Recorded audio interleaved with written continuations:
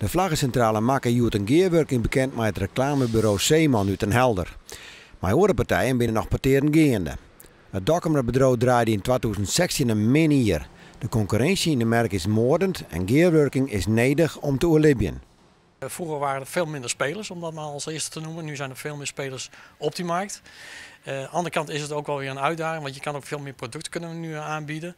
Maar hij is totaal gewijzigd, ook qua levertijd bijvoorbeeld. De klant wil het vandaag bestellen en morgen in huis. Bij de centrale werken op dit stuit zo'n 80 mensen.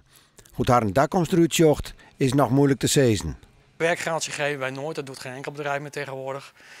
We kijken altijd naar onze processen, maar dat staat hier helemaal los van.